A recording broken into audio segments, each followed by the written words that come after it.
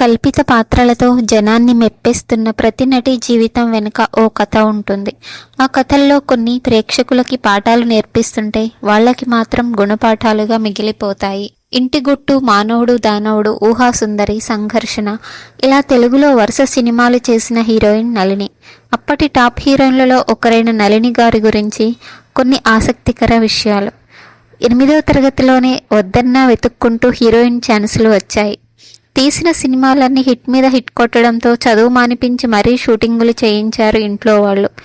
24 గంటల్లో ఎక్కువ సమయం షూటింగ్స్కి కేటాయించడంతో నిద్రలేని రోజులే ఎక్కువైపోయాయి ఆమె జీవితంలో. ఒక్క రోజులో సుమారు సినిమాకి 2 లేదా 3 గంటల చొప్పున 5 సినిమాలు చేసేది.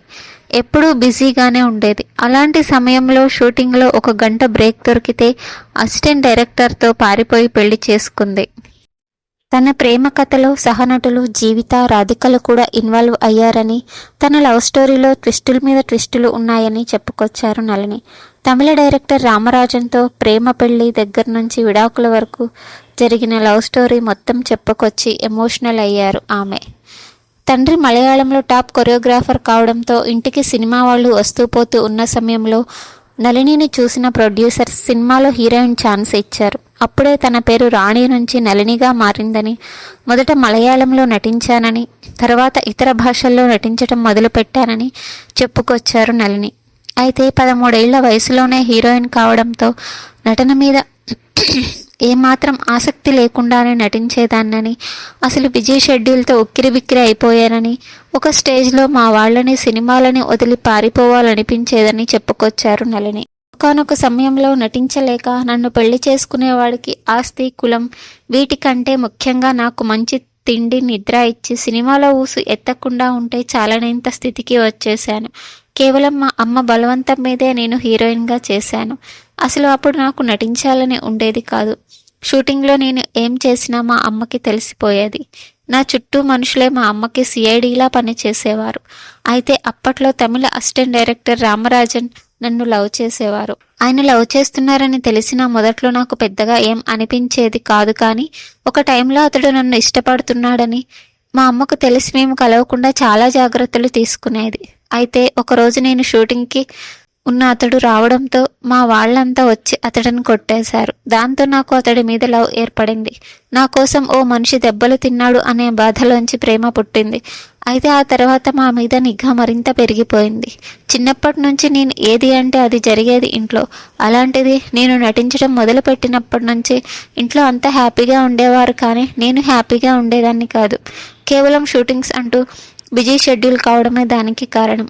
నాకు ఎంజాయ్ చేయడానికి, నచ్చింది తినడానికి, కావలసినంత టైం పడుకోవడానికి ఉండేది కాదు.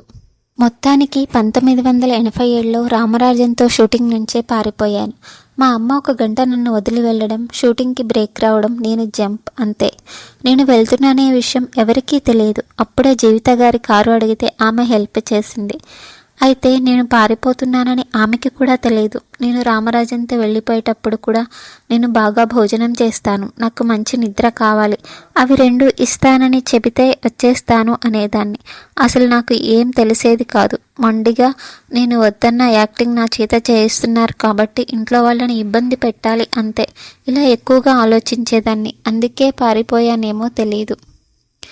మ్యారేజ్ చేసుకుని మా వాళ్ళకి దొరకకుండా తిరుగుతున్నప్పుడు మాకు చాలామంది హెల్ప్ చేశారు. అయితే రామరాజన్కి వాస్తు నమ్మకాలు ఎక్కువ. ఎవరో చెప్పారట, మీరు 5 ఏళ్ల కంటే ఎక్కువ కలిసి ఉండలేరు అని. దాంతో అప్పటి నుంచి విడిపోవాలని ఉన్న 14 ఏళ్ల దాకా లాక్కొచ్చాం. నిజానికి ఆయన నేను ఒకే ఇంట్లో ఉన్న హ్యాపీగా ఉండేవాళ్ళం కాదు. ఆయన ఎలాంటి నమ్మకాలని ఎంతగా నమ్ముతారంటే, ఎవరైనా ఈ యాంగిల్లో కూర్చోకూడదని చెబితే ₹1,00,00,000 ఇచ్చినా అలా కూర్చోరు. దాంతో 2000 సంవత్సరంలో విడాకులు తీసుకున్నాం. ఆయన నమ్మకాల వల్లే మేం విడిపోయాం. నిజానికి నాది రాంగ్ చాయిస్. విడాకులు ఇస్తానని ఆయన అన్నప్పుడు రాధిక నా తరపున ఉండి ఆయనతో మాట్లాడింది. ఆయన్ని కొట్టింది కూడా. నళినికి నేనున్నాను, అలా ఎలా వదిలేస్తావంటావు అని తిట్టింది. రాధిక ఇప్పటికీ నా బెస్ట్ సోల్మేట్ లాగా. తను చాలా మంచి మనిషి. ఎవరు అడ్డుపడినా మా విడాకులు ఆగలేదు. ఇప్పటికీ అయినా నేను బాగానే మాట్లాడుకుంటాం. కానీ ఏమో నాది సరైన చాయిస్ కాదనిపిస్తూ ఉంటుంది.